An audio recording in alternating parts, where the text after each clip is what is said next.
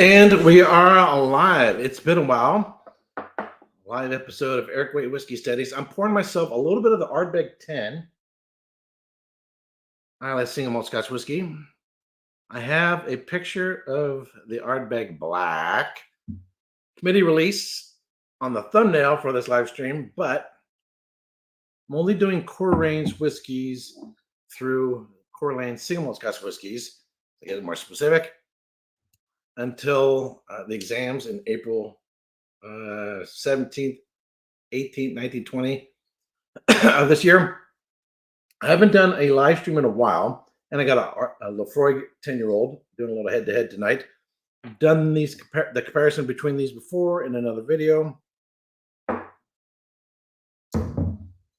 haven't done a live stream in a while, and I'll explain the reason why tonight, as well as what's currently going on the channel. So, I have a lot of new subscribers. For those who don't know, currently studying for the Council of Whiskey Masters Master of Scotch exam, which will take place on the Isle of Raasay in April. Hey, David Belcher, thanks for tuning in.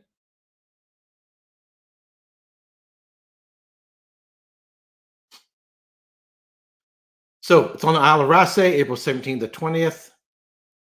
There's three, excuse me, 3 exams. There's a 2-hour theory exam based on the required rating. I'll go over that in a minute. There's a, and there's a 1-hour verbal exam and a 2-hour blind tasting. There are roughly 140 distilleries in Scotland. They're not all of them produce bottle their own whiskeys. Some produce grain in order to go into blends and so forth. So out of, let's say, 80 or so single malt producers, there's 24 we're particularly required to know. I'll show you that list here. So Ardbeg, Bladnoch, Bowmore, Bruichladdich, Bunnahabhain, Glenallachie, Glendronach, Glenfarclas, Glenfiddich, Glengeary, Glenlivet, Glenmorangie, Glenturret, Highland Park, Kilholman, Lagavulin, Laphroaig, Mortlach, Oban, Old Pulteney, Springbank, Talisker, Tamdhu, and Tobermory. So if you see there, if you're familiar with these distilleries, basically they're covering all the regions, all the areas. So it's a really good representation of everywhere all over Scotland, Lowlands, Highlands, Speyside, Islay. So a good representation of the various regions, styles, and so forth. So rather than testing on every particular distillery regarding blind tasting, just on those. So what you really need to know is the core range of those 24 distilleries. What I have done thus far, I did 54 videos in which I reviewed 54 whiskeys. And in those videos, I did the entire history of those 54 distilleries. Now, the 24 distilleries that could be on exam can change every year. So the 24 that are in the 24 exam, there's a few that are different than from last year. Bladnoch got added, for example. So I then did another series of 24 distilleries, focus on the ones that have been on exam. And what I covered in that, in addition to core range whiskeys on that, is I provided a profile of the distillery, who founded it, when was it founded, production notes, and covered their core range, and then reviewed one whiskey from the particular distillery. So 54 videos, 24 videos. I just finished my last video of those 24, which was Bladnoch, and I did 2 videos on that. By the way, Happy New Year, everybody. Duke, thanks for tuning in. Taster Dumb, thanks for tuning in. Hope everyone is doing well. Glen Scotia 15, nice. One of the challenges is, so if you were to buy the entire core range of all these distilleries in order to prepare for the exams, you'd be about $9 grand. To take the exam, which covers food and housing as well as the exam, it's about $6,500. So if you're really going to go full on, just there, you're talking 15 grand. Then here's your travel to get over there from the United States if you don't live in Scotland. Another couple grand, plus a rental car, another grand. And then there's a list of books you got to read as well. Give it a wee sniff. So this is the Ardbeg 10 and the Laphroaig 10. Visually,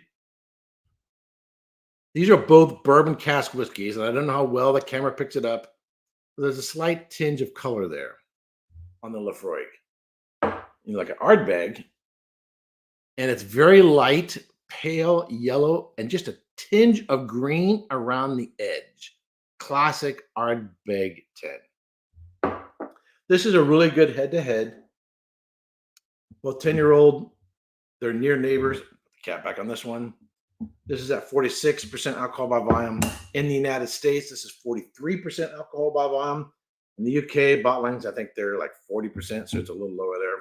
Non-chill filtered, natural color, probably a little bit of coloring in the Laphroaig, and some chill filtering. Nevertheless, still an excellent whiskey.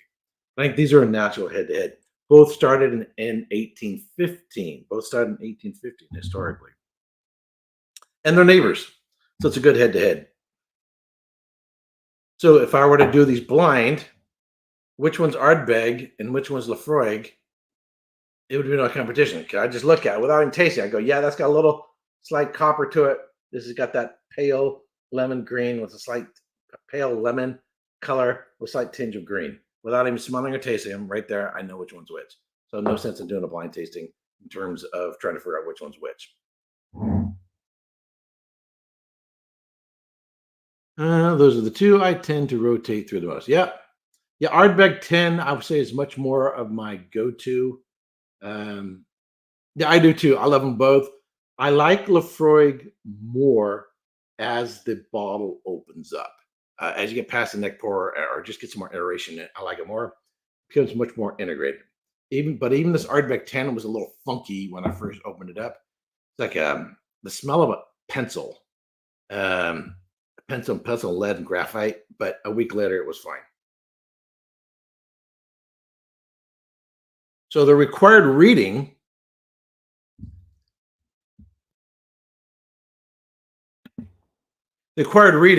Understanding Scotch Malt Whiskey by the Council of Whiskey Masters and Charles MacLean. That's something they send to you and you download it. You don't buy it off the shelf or off through Amazon. Tasting Whiskey by Lou Bryson. The World Atlas of Whiskey by David Broom. Spirit of Place by Charles MacLean. Those are also required reading for the previous Scotch levels. Scotch Whiskey by Joseph McAuliffe. Appreciating Whiskey by Philip Hills. Field Guide to Whiskey by Hans Offringer. Whiskey Masterclass by Lou Bryson. Peat, Smoke, and Spirit by Andrew Jefford. And Proof, The Science of Booze by Adam Rogers. And I have those books in front of me. I'll talk a little bit about them in just a second. But I haven't smelled or tasted anything, so let me give it a whiff.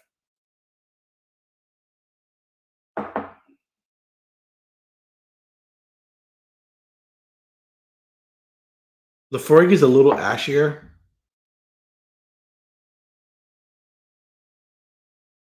Ardbeg has it's a whiff of mud.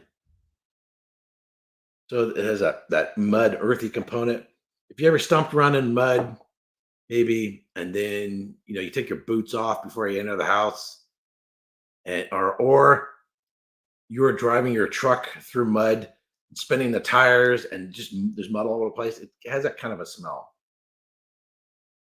Lemon and lime, hint of saltiness, interwoven smoke and barbecue. Sometimes it kind of comes and goes. Ardbeg sometimes can have like a ham note or a bacon note that I really like. But even from the same bottle, either that I become numb to it and then I don't smell it. But sometimes it's there, sometimes it's not. And it's just a whiff of this ham note and a little bit of chocolate. Fernando, how you doing? I'm finally visiting Islay early May, waiting for Ardbeg and Bruichladdich to open calendar for tours.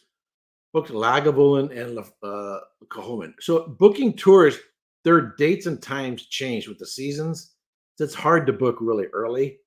By the way, May is Fish Ale. I don't know if you're going to be there for Fish Ale, the Festival of Islay or not, but May is a crazy time to be there. But I love Islay, my favorite place in Scotland. Been there twice. Bill, how you doing, man? Can't watch. I'm out with friends, but hi. Hey, Bill, how you doing, man? Yeah, Lou. I mean, all of these guys are excellent writers. I really enjoy Lou Bryson's writers. The only thing, so I'll show you Lou Bryson's book. Da-da-da-dum. Here's his book, The Master Class,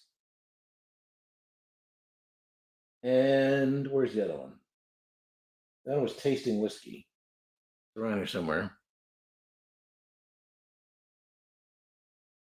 Oh yeah, it's sitting right. Okay, so here's his book, excuse me, Whiskey Masterclass, and then Tasting Whiskey. Here's the other one. I really, really, really like this book. Now, he's an excellent writer. However, he's an American, and he seems somewhat American centric in his references to things. So yes, yet the sort of, if you're just studying for Scotch exams, you have to kind of pick through it and find the relevant parts that are related to Scotch whiskey. So this is Pete and Smoke by Andrew Jefford. It reads a little bit more like a journal type book, slightly outdated. It doesn't include the newer distilleries. This book is a little heavy. Spirit of Place, Charles MacLean. Good coffee table book, enjoyable read. I really like his style of writing. And David, I always forget if it's Broom or Bloom. Broom. David Broom, like you're sweeping the floor. World Atlas of Whiskey. Excellent book. And his book on Japanese whiskey, I believe it's called The Way of Whiskey or something like that. Excellent, excellent book on Japanese whiskey. These were also required for the previous levels as well. Before it goes, reminds me a little bit of Listerine without the menthol, something like a root beer. I get a little bit of a peppermint on the finish of Laphroaig. Laphroaig is a little bit more medicinal. That's a common sense. A little bit of iodine or iodine, a little ashier, a little more seaweedy. Both of them have a saline note.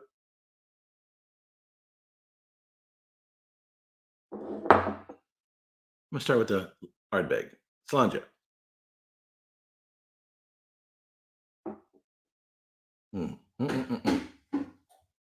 Ardbeg 10 is a go-to for me. This is my 6th bottle. Halfway through this one, it'll probably be done by summer. I'll have to buy a 7th one. When I'm recommending whiskeys, people getting into Islay, I recommend the Bunnahabhain 12, non-peated Northern Islay, sherry cask, and from Southern Islay, Ardbeg 10, bourbon cask, heavily peated. So 2 good representations of Islay, 1 peated, 1 not, 1 sherry, 1 bourbon cask. 46.6% alcohol by volume, and the other one 46% alcohol by volume. So, and 2 of my favorite distilleries. In terms of the tour, Bunnahabhain is the most beautiful in terms of the views and that kind of thing. Just beautiful, beautiful distillery. Mm.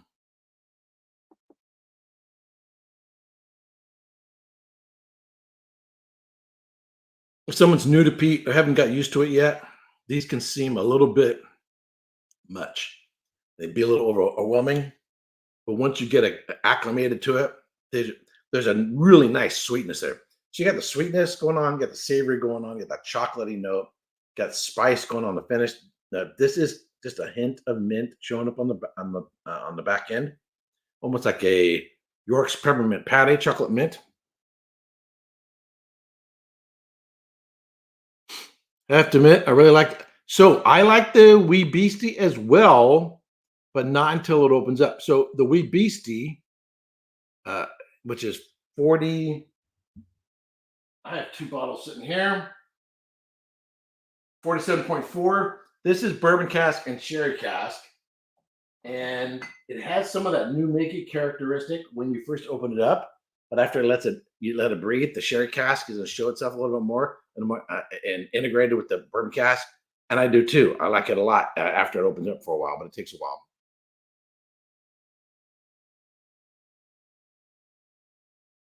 Cast, yeah, the cast strengths are awesome from Laphroaig 10, and it's a completely different animal in the profile than a regular. It's not just higher ABV. A lot in aromas and flavors gets lost in the transition from cast strength down to the normal core range.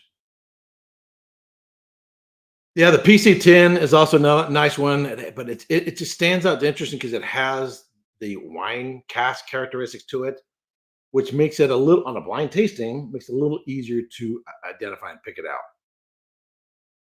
Of course, it kind of fits in with Mark Renier, who helped resurrect the distillery in 2001. It's now owned by Remy Contreau, and Mark Renier has moved over to Waterford over in Ireland. Um, so there's still the history of a sense of wanting to have a sense of terroir and the sort of wine background and the influence on there. Let's go with the Laphroaig 10-year-old.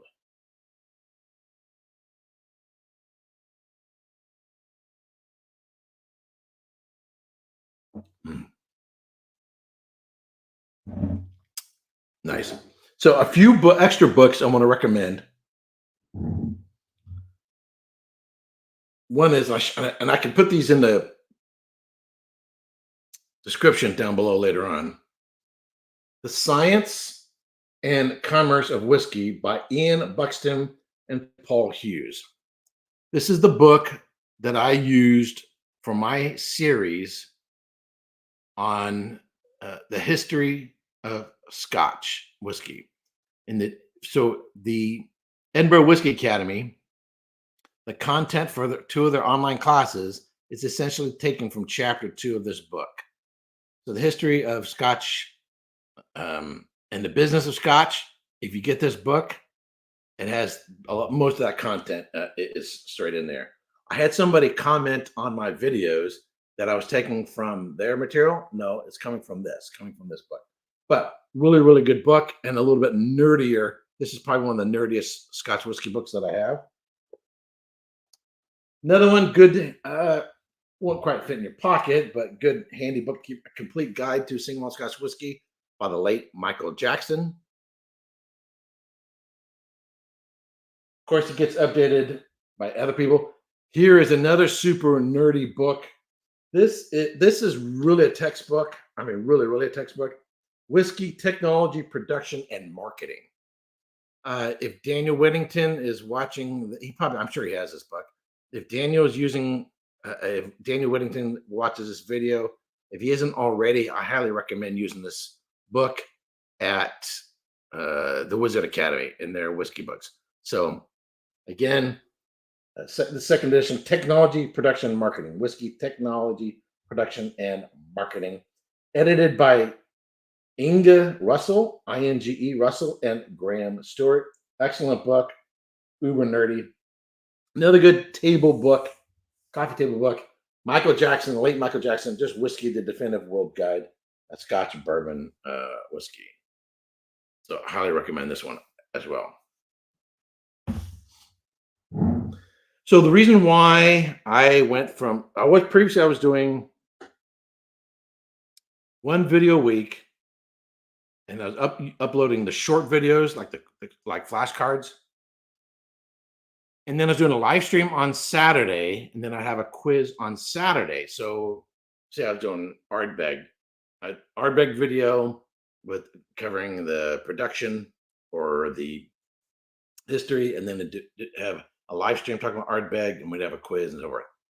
And I looked at my itinerary and how much time I have leading up to April 2024.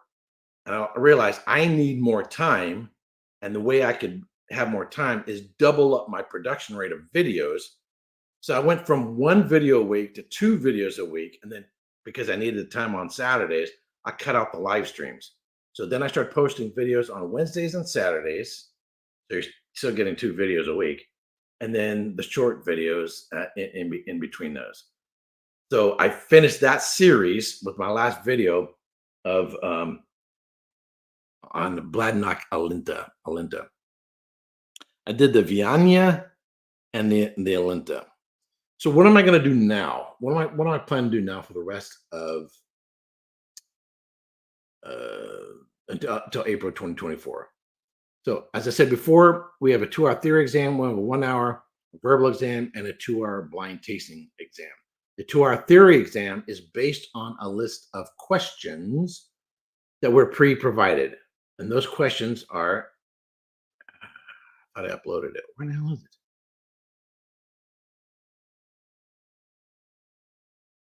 Oh, there. Nope. I uploaded it. I uploaded the questions. Am I going nuts? Yes, you are. I'll upload it again. And it's so bizarre. I could have made something went wrong. I don't know. Required reading. No. All right, forget it. So there's 25 essay questions. The questions are like discuss the historical and present importance of Campbelltown whiskey region. Question like that. Discuss balance in a peated whiskey. If you were to start a new distillery in Scotland, where would you do it and why? Discuss, what was another one that was on there? If you were to start a brand, discuss how you would the whiskey maturation in order to maintain typicity, but also do something distinct in your brand and explain why. So it's those are more essay questions. That's a lot more like the Wine and Spirit Educational Trust. If you're not familiar with the WSET, that's the type of questions they have, and there's 25 of those. Those 25 questions I wrote out in total, and now I'm making videos. I'm almost done making the videos for those. So I'll have 25 videos from those questions, and I did that for my own purposes, for studying purposes.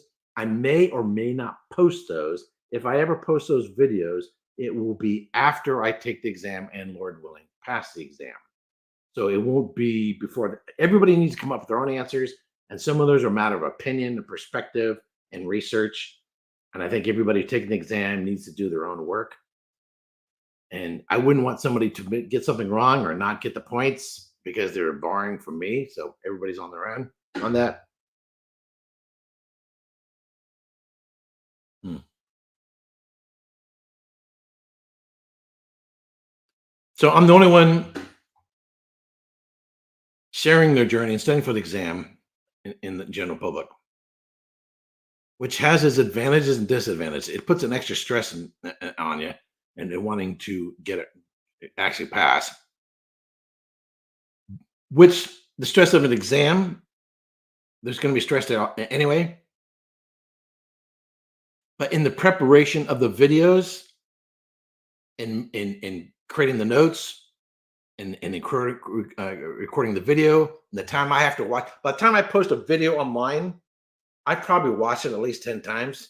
And yet I still have typos sometimes and errors. But oops. It grills it more into my head. It grills it more into my head. So it's helpful, but it's very, very time consuming. A 10-minute video that I post on YouTube could take 10 to 16 hours. That's a lot of work. And so, in terms of just studying, that same time could be spent just studying and not creating videos. So, in terms of use of time, maybe it's not the most advantageous, but I want to enjoy the process and not just take an exam one day. Macure Bay. All right. Cheers, John Husser. All right. So, in addition to reading the books, I'm putting on these books, I'm putting them onto audio. So then as I'm driving to and from work, I can listen to the books, also taking notes from the books, and then from the studies, I make flashcards. So you can end up with maybe 500 flashcards, but you don't carry around, 500 flashcards with you. Just carry around a stack. And then throughout the day, you can put these in your pocket, a little clip on it, put these in your pocket. Maybe you're at work and you're on the phone in a meeting, blah, blah, blah, blah, blah, blah, blah, blah, blah, blah, blah, or you got a Zoom meeting. So everybody's going blah, blah, blah. You're going through your cards. What is the ABV of Ardbeg and Oa? It's 46.6. Of Ardbeg Coreyvrecken, it's 57.1. Ugadal, 54.2. Yep. When did Ardbeg begin operating? Now, they were founded in 1815, but they began operating in 1818. Now, after a while, you don't even have to look at the answers because you know them so well. But the funny thing in making cards, if you get asked that question, because you've looked at them so much, the image you'll see your own handwriting. You could type these up to real nice and pretty. You could do, I have the short videos that I do, but there's something about you've taken the time to handwrite it out, and then you're constantly looking at your own handwriting. So that if you get asked a question, the image I have in my head is of this card and of my own handwriting. You can also come up with funny ways of memorizing things. For example, let's see.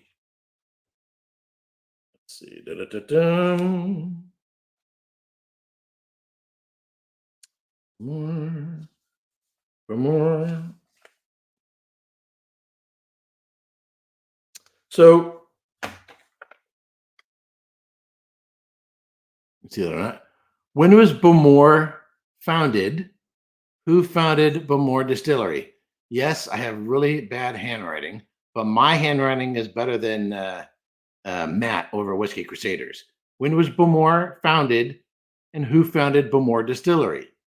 All right, so Bowmore Distillery was founded 3 years after the Declaration of Independence, and it was founded by Homer Simpson's brother, David. You're like, what? Okay. So 1779 and David Simpson. So in order to remember that, I'm equating the founding of Bowmore Distillery with 3 years after the Declaration of Independence in the United States, even though there's no correlation between the two, and David Simpson. So there's an episode of The Simpsons. I don't know what Homer's brother's actual name was.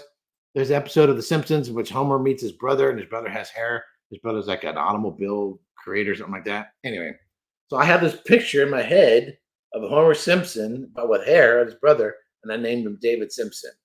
So I know it doesn't make any sense. There's no correlation between the TV show The Simpsons and the distillery, but that's what I have in my head. And that you just come up with these weird ways of memorizing things and these correlations between it.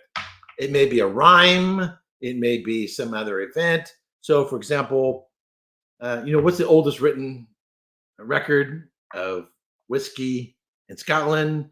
And it's 1494, 2 years after Christopher Columbus sailed the ocean blue. Christopher Columbus sailed the ocean blue in 1492. 2 years later, 1494. All right. And was for Friar John Core. Eight bowls of barley from making aquavite. Friar John Core, if I recall correctly, at 1494. You just have to come up with these ways of memorizing stuff. Now, the one thing I don't want to do, the worst thing you can do is try to cram things in, particularly at my age. It gets more and more challenging for recall. You start to get that little spinning, it's like on your computer, or it's trying to access stuff on your computer. My brain starts doing that. So you want slow absorption, you want repetition, and you want either wordplay or images or something like that to help you remember stuff. So I'm saying that because the reason why I changed the scheduling of what I was doing in terms of videos, I was doing 1 a week to 2 a week, is to get more in fast sooner, so that I can then do reviews. So, what is the future of what I'm going to be doing for the WhiskeyTuber channel for my Erik Wait whiskey studies for the next few months? All right. So here's off the website. So a written 2-hour theory exam based on the required ratings listed below, which I already showed you. The section consists of 6 essay questions chosen from a menu of topics and Scotch knowledge schemes. Like I said before, I'm creating videos for those. Oral 1 hour exam covering specifics but important questions from the required readings. The required readings consist of 10 outstanding books, which we just went over on Scotch whiskey. Candidates will likely field questions from the authors or from the author. Oral 1 hour blind tasting, a comparison, tasting, discussion, and identification, classical Scotch whiskey expressions, examining facets like production methods, finishing age, regional styles, complexity, and dominant flavors. So, based on that, what like the future of the videos that I want to do for this channel going up until April. So I leave April 12th. The first exam is on April 15th, 17th, which gives me enough time to get up there to the Isle of Raasay and recover from jet lag and all that. So I'm going to be doing comparative Scotch whiskey videos, kind of like I'm doing tonight with the Ardbeg 10 and Laphroaig 10. I'll be doing blind tasting videos. So I have samples in bottles. I'll pull one out. I'll go through the grid that they use for the exams, and then see if I can determine what it is. Scotch whiskey production videos. I've already done a couple of those. I did one on rake and plow versus the louder mash tun, and I did one on worm tub versus get my brain to work. Shell and tube condensers. So I did those two. I'm going back and I'm doing from the very beginning. I'll be doing a video on beginning with barley. I'm going super deep on barley. Then I'll do one on malting and so on and so forth. And then I'll do more Scotch whiskey quiz video shorts from all these studies. So there are already videos out there on Scotch whiskey production. I'm going to taste some of the Laphroaig now.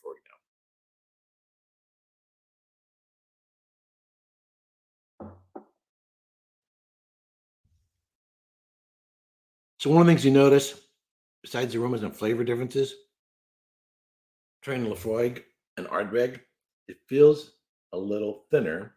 And if I had a Europe or UK bottling, it would feel even thinner.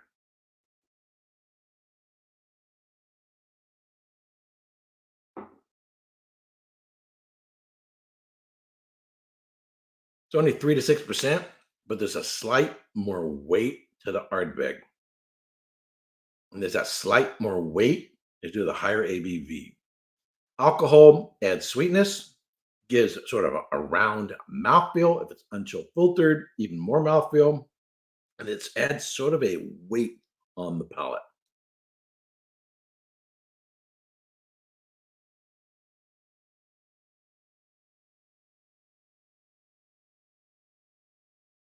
So I'm probably also going to try doing some blind tasting off camera. But in order to keep creating content for the YouTube channel, I'll be doing comparison videos and blind tasting videos. And we'll see how that goes. Now they have it's sort of a tasting grid. So we get a lot more, we get a bunch of documents and we get updates sent to us via YouTube for everyone preparing for the exam. And they have sort of a tasting grid that you can practice with. For whatever reason, they say not to share it, but it's nothing revelatory. Basically, what are your aromas and flavors? What do you think the ABV is? What do you think the age is? Production style notes, that sort of thing. So if you think, well, this was peated versus non-peated. I think this one's non-chill filtered, natural color. I think this might have, difference between a worm tub and a shell and tube. If you can tell the difference between those two, I think what I think this one may be finished in. I think it's bourbon cask with a sherry finished in sherry cask, or if you had the PC10 Port Charlotte 10, you go. I think this was finished in some wine cask notes, that sort of thing. So if you had the wee beastie 5-year-old, you would want to go, hey, I think there's both bourbon cask and sherry cask influence. So but I think it's youthful, under 10 years. Try to get it closer. There's only a couple different whiskeys in the core ranges of Islay that are that young. You have the Lagavulin 8. You get the wee beastie 5. Kilchoman doesn't put age statements on it, but they do have distillation dates and bottling dates. So you do have those distinctions. Um, your channel is one of the best. I have learned so much from you. Selfishly, I hope you are still enjoying creating content and interacting with the community. Please stick around. Oh, well, thank you very much. Um, I'll be honest with you. This is just part of my personality. I'm just a little nuts. Um,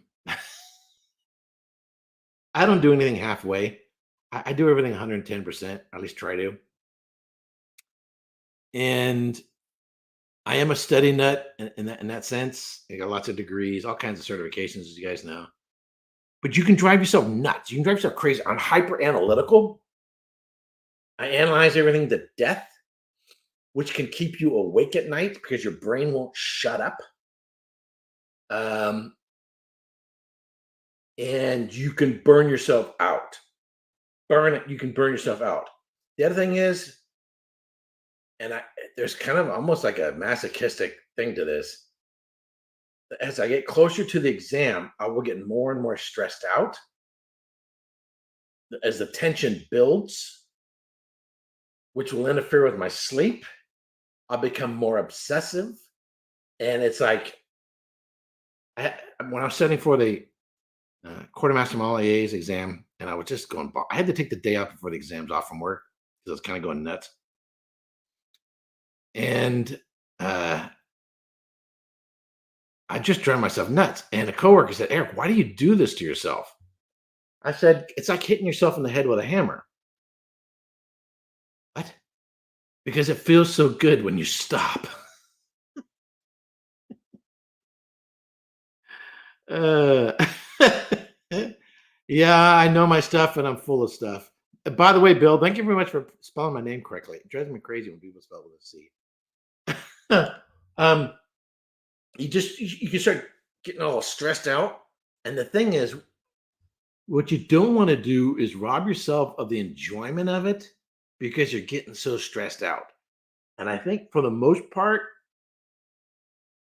if and when I pass this, that's it. I'm 57 years old. It'll be just shortly before my 58th birthday, and the and all the endurance to go through this kind of stuff, you have to sacrifice a lot of time.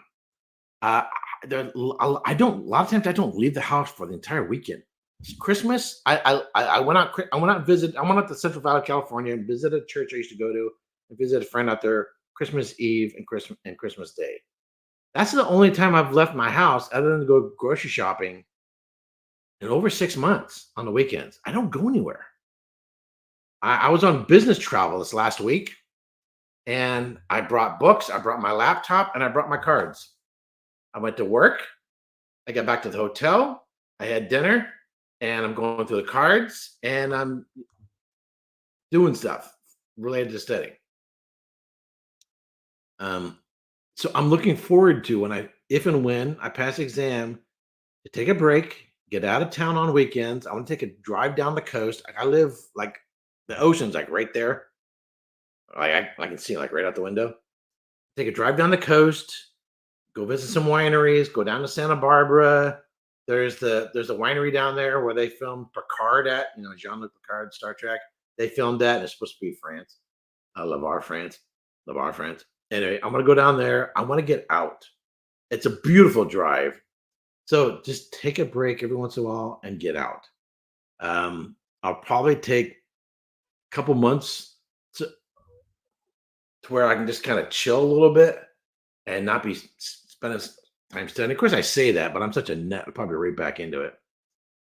So that's, and I'm looking forward to that. In one of the Psalm movies, I think it's the first Psalm movie. If you haven't seen that, SOMM, you can watch it for free now on YouTube. Came out in 2013. It was one of the major motivating factors as to why I studied to become a certified sommelier. And I studied with Ian Cobble, who's in the movie Master Somm. Is Jeff Kruth says in Master Somm. He says in the movie, when you finally pass, it's your wife who celebrates more than you do because they're just like, can't we just be done with this already? Just because of the intense and the nuts of studying. Go back to have a little bit of whiskey. There is a slight nutty character I can get off of Ardbeg that I don't get off of Laphroaig. And the iodine note, particularly as you work through the bottle, kind of starts to dissipate or become much more integrated. And that ham note, it's so subtle. I think you can kind of become immune to it, and then it comes back. But it's a good flag for recognizing Ardbeg.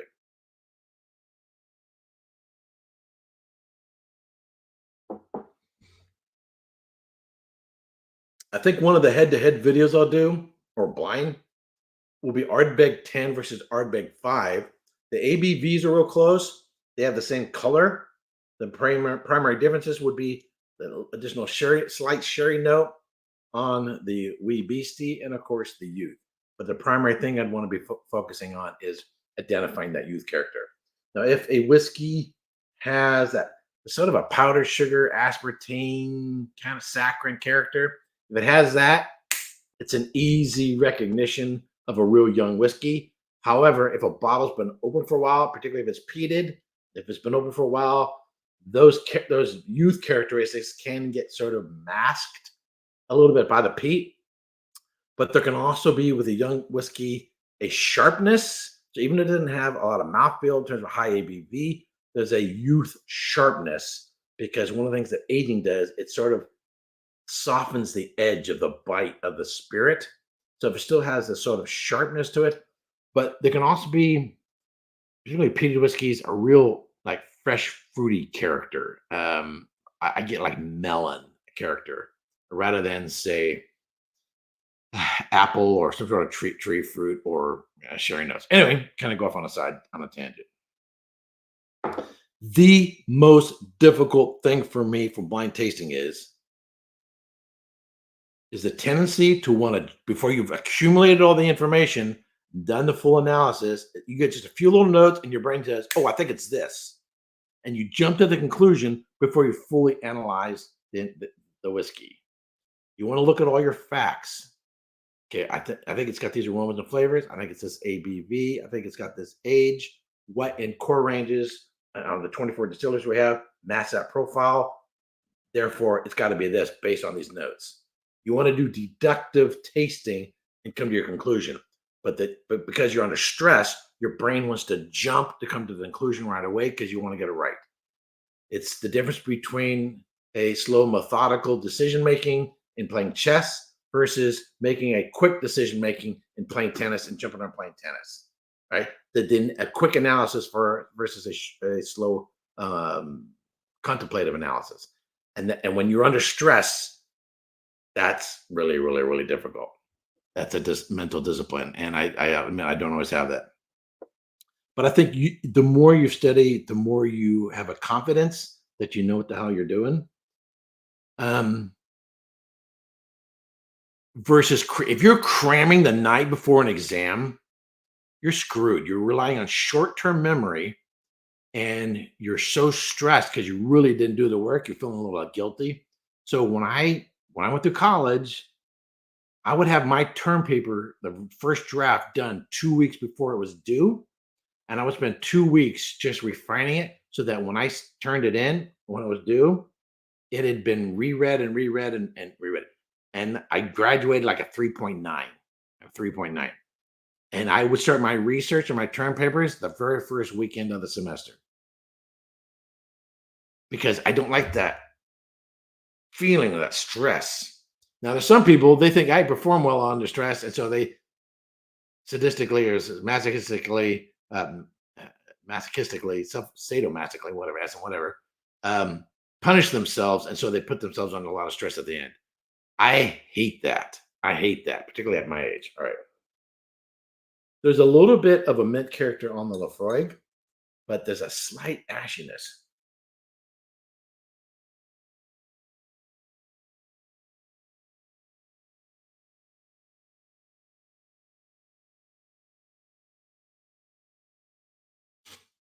No. Here's the blind tasting. It's going to be 8 whiskeys. Now, I'm guessing, and now the 8 whiskeys are going to be representations of regions. So it's not like they're going to give you 8 peated whiskeys. They're probably going to give you something from the lowlands, something from the highlands, some of the high ABV, something from a low ABV, something with a lot of age or more, 18 years, whatever, something with a little bit of age. They're going to mix it up. They're going to mix it up. And every year they post what the previous whiskeys were in the blind tasting. For example, 2 years they've had the Glenfarclas 105, which is 60 ABV, sherry cask, non-age statement. I mean, that's a pretty high ABV. That whiskey should stand out from everything else. There aren't a lot of high ABV whiskeys in core ranges. Obviously, with Ardbeg, you have Ugadal and Corey Vrecken, but most of the other distilleries, they're not that high. I mean, all of the core range from Bamor, they're either 40 or 43. Bamor, you have the 12, the 15, the 18, and the 25. Those are the core range for Bamor. They're all sherry cask, and they're all 40 or 43% ABV. So, if you get something that's sherry cask and they're very moderately peated. So, sherry cask, moderately peated, low ABV. I mean, what can it be? What else can it be? But Bamor. And so then you got to go, okay, what do I think the age is on this? And so then that's why in going through the core, I don't have a Bamor 25, but I have all the other ones. It's like a couple $100. And that's why you really got to get to know the age statement difference. The Bamor 15 is such a superior whiskey over the 12-year-old. I think it would be hard to miss those. Do you think Ardbeg Wee Beastie versus Laphroaig Quarter Cask would be a good comparison, or is there too much difference in profiles?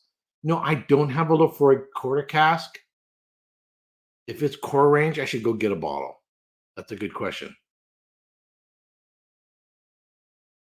That sounds challenging. Yeah, and that's why I do it. Now, by the way, I don't know if you guys been watching. There's been a change with the Whiskey Tribe and the Whiskey Vault. One is nonprofit, one is for profit. Daniel's only doing the Whiskey Vault now, and he completely changed it. I love what Daniel has done with the Whiskey Tribe, and then the Whiskey Vault as well. Excuse me, but the Whiskey Tribe, I get Whiskey Tribe is Rex and Brianna.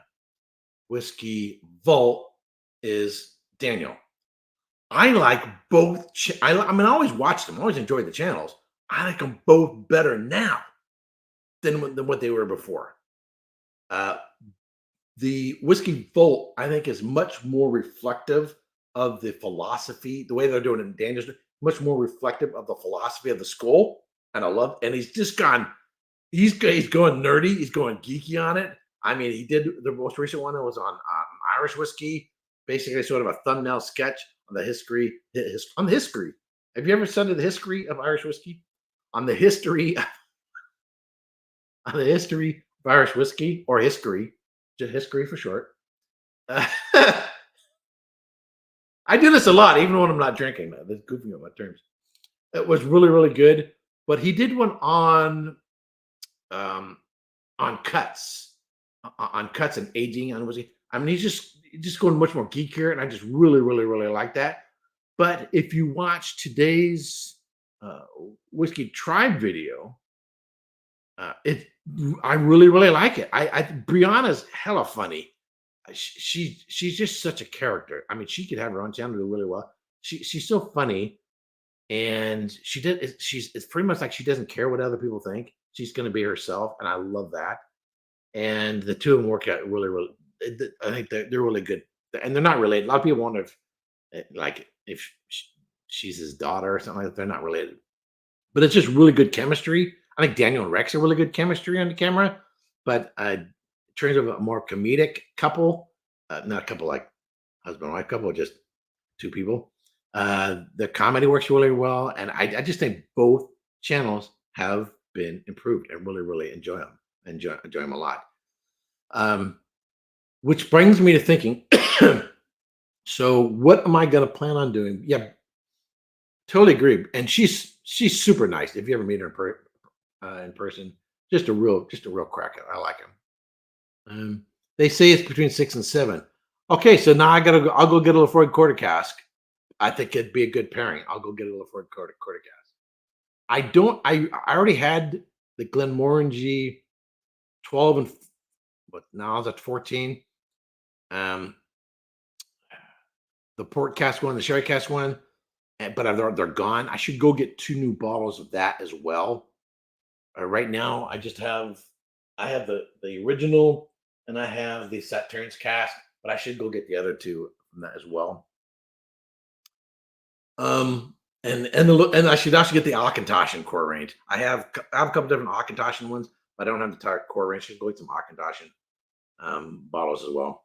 Go shopping for more whiskey because that's what I need, more whiskey. So, Lord willing, if I pass the exam, what am I planning on doing? Daniel and I have been talking about this for off and on for years. In fact, when we first met up down in Texas and talked about storytelling, presenting facts about whiskey in the context of storytelling. And the storytelling part doesn't come naturally to me. I mean, I'm a good BSer. That's what I've been doing for the last hour almost. I can talk on and on, and I can share stories. So what I'm thinking is need to still work on this, but Daniel's doing it because that's what the whiskey marketing school is about: communication, telling a story, and conveying facts in the context of a story. And Daniel talked about in the video that we did together, and we've talked about that a bunch of other times. He came out here and visited, and we talked about that. And so it's been a theme of our conversation. I think he's probably more natural to it than I am. So I'm going to have to work on that skill and communication skill of telling a story and then interweaving the facts of whiskey, but in the context of telling a story rather than just on this date and this place and rather than just factoids or flashcards. So that's one of my goals that I want to do is start putting it more in that terms of a format. I never started this channel to be a whiskey review channel.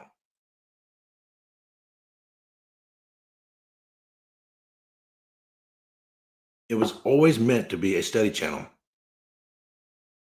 So what I was been doing is whiskey reviews with adding in facts and notes.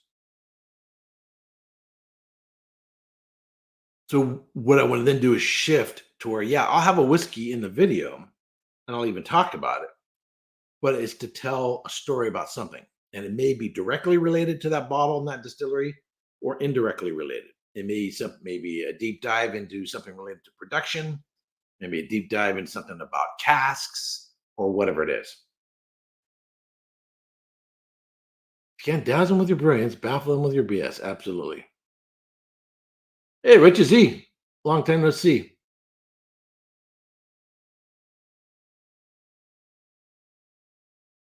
So it'll probably be something more like that.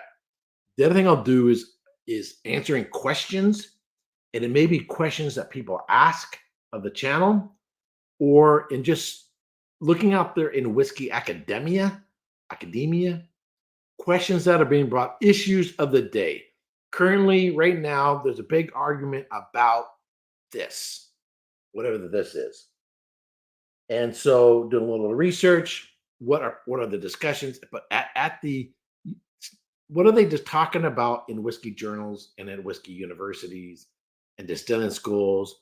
What's so last year the 10 barley grains that were being used were these 10. Now the ones that are on the list are these ones. And why did they switch from these to these?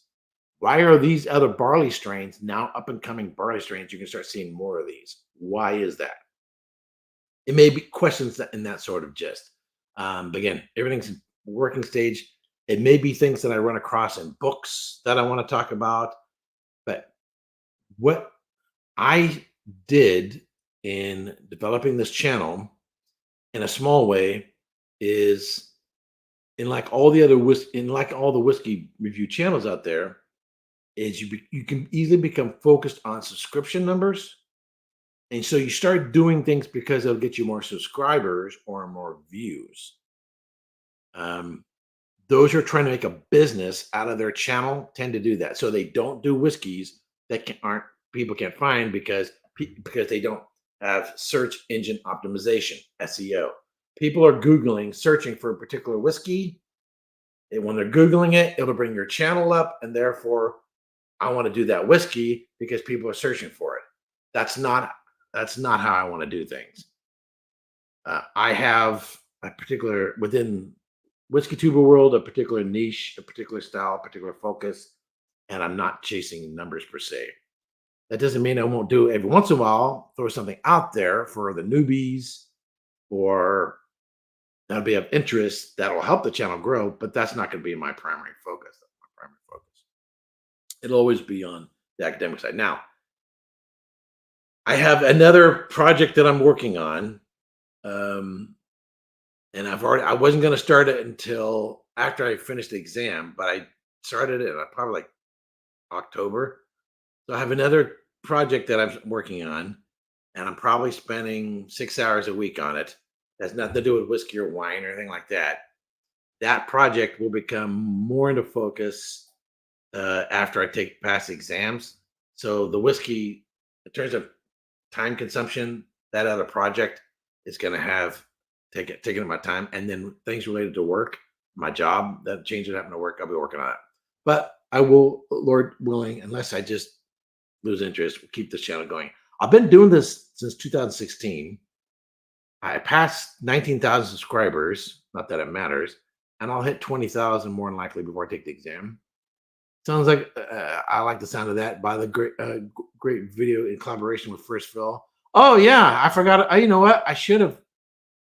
Um, I should have posted that on you on my Facebook group. So if you didn't see it first, so First Phil done news. Reason why I forgot about it is, so he contacted me. I don't know, a couple months ago. Um, he was asking me about a question about wine. Now, and this is common when you're recording a video interview, you have this much material, but when you figure out what you want to use, you only use this much. And it's a little the video of me in it is a little grainy because we're going through the internet. So he talks his latest video, which posted today, I think yesterday or today. There's these little blips where I'm in the lower right hand corner, mentioned talking about something about wine and whiskey. So if you haven't seen that, check that out. I should have put a link to that in my Facebook channel, but I've just been so focused on studies, I've not been doing anything on that. All right.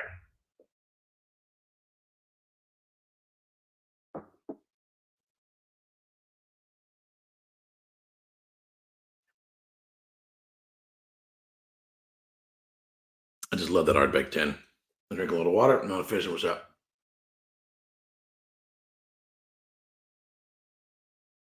Well, I remember when Phil first started, I knew right off he was going to take off. There are some people who have a video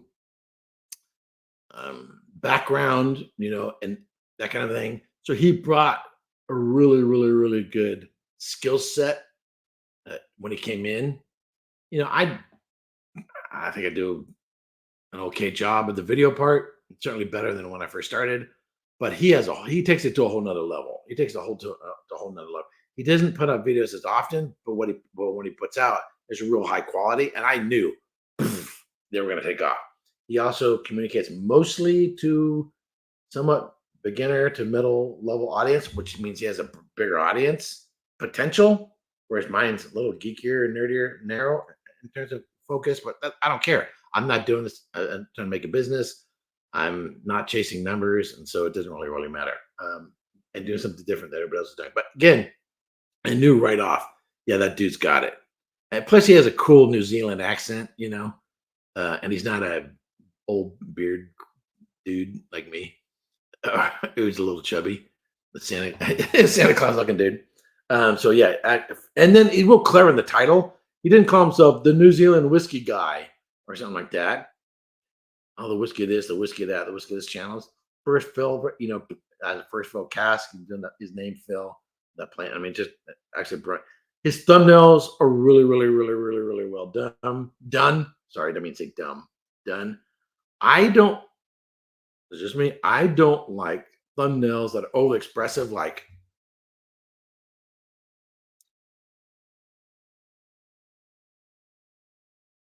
I can't stand those thumbnails. Make that as a thumbnail. I can't stand it. I hate those thumbnails. I just they repulse me. If I see those kind of thumbnails, I won't watch the videos. That's how I just can't stand them. So, but apparently they work. People tune into them, but I can't stand them, and I will never do them. But I don't like those videos. I don't like those kind of thumbnails. But he's got really good thumbnails. His thumbnails really work. They're really clever. They're well done. If you want to grab people's attention, if you got 10 videos on the same whiskey and yours is bright or get the face going on, like, then someone will maybe click on yours rather than another one. But generally, other than that, when someone stands what they do is stand in front of a blank background and have standard poses,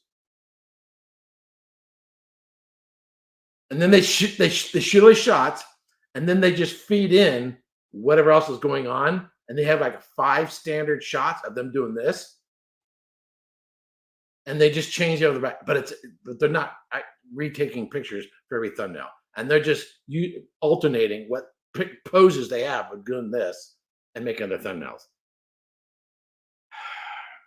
Sorry, especially I just don't like it. I don't. Enough of that. But you do you. If you like them, now they work. I'm not going to argue with that. They work. And if they work and that's what you're going for, then go for it. I will watch Phil's videos because he makes killer videos. Killer videos. Not because of his goofy thumbnail. It's taking Mr. Beast thumbnails and applying it to whiskey.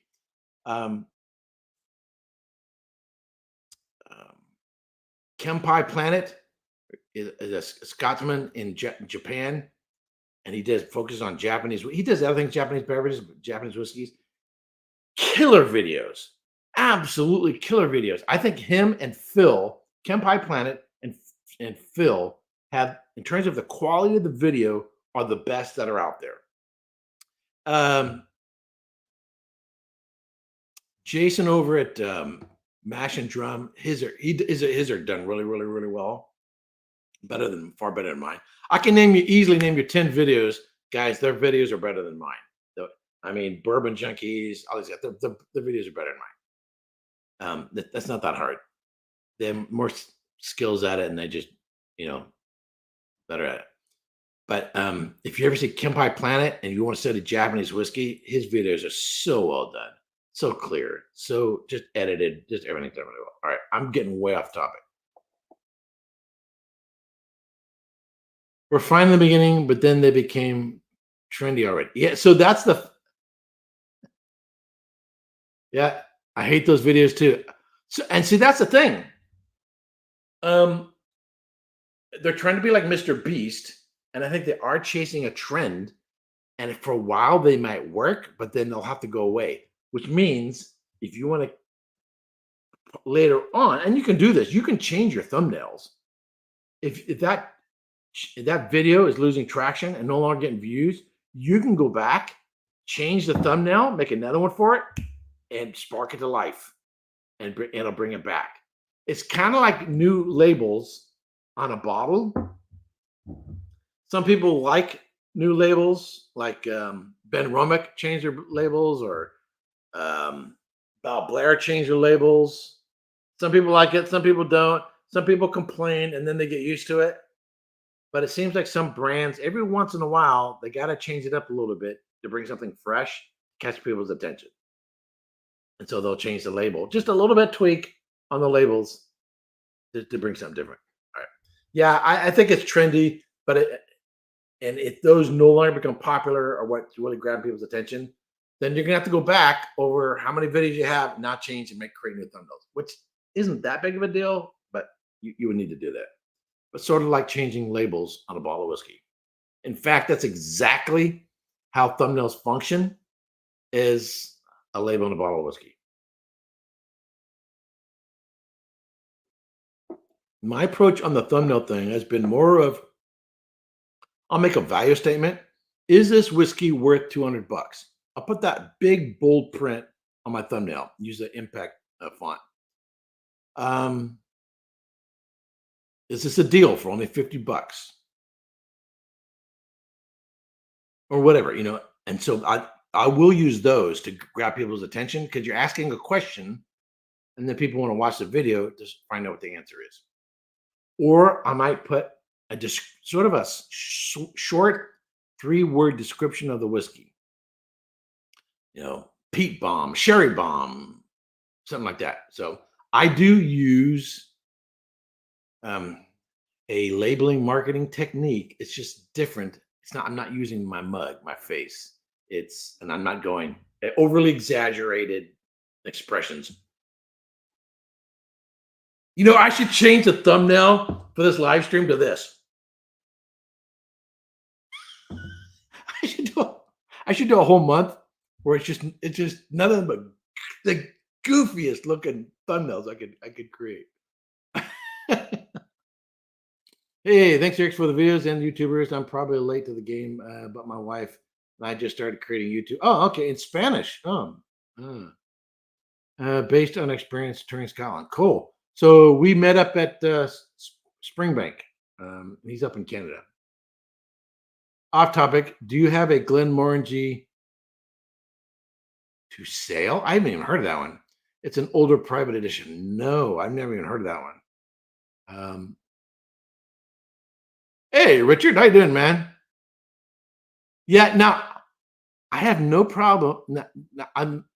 If I'm making fun of my fellow whiskey tubers, and if they get their feelings are hurt, I make more self-deprecating jokes about myself than anybody else. And if their response is, "Hey, you know what? I got a bigger channel than you. It's going faster than you. My click-through rate's better than yours," and it grabs and it works. There's your argument. And it works. So it's working for you. I just don't personally like it. No, I mean, I already said already. First fill. I mean, right off the bat, I knew. So like when he first started off, I know he was going to go past me up. Just a high quality videos. I mean, the guy knows what he's doing, and he's just got the cool accent. I mean, how many New Zealanders are doing whiskey videos, and how many of us Americans are doing it? All right. So I live in Half Moon Bay. I will be here for at least probably 5 or 6 years. And then if I retire, I may move again. I don't know. I live Half Moon Bay area. So if you ever want to come out here to the ocean, let me know. All righty. So so one of these days I want to have Phil on. It's kind of weird. If I brought him on live on a Friday, I think it would be his Saturday. And if I did it at, I think in the evening at my time on a Friday, it'd be like early afternoon his time. It's kind of weird trying to do live streams with people in the UK, but it's just basic 8 hours ahead. But then going into New Zealand, it's just a little different. But one of these days, I want to have him on because I really think he's doing a great job. So, all righty. So we're out an hour. And Phil, if you're ever watching this, love you, man. Hope you weren't offended by my comments. And feel free to take a snapshot of this and put it on social media. All right. Yeah, Phil, exactly. I totally agree. You can't be more insulting about me. You can't say anything bad about me that I haven't already said or already admit to. And however bad you think I am, you don't know the half of it. I'm far worse of a person than you know. So there's nothing you can say about me that isn't as bad as what really is the truth. So, all right. Hope everybody has a great night and great rest of the weekend. And until next time. Oh, by the way, the first head video that I'll be doing will be the Glenallachie 15 versus the Glendronach 15. I think it'll be a great head-to-head. So, all right, until next time, Slàinte.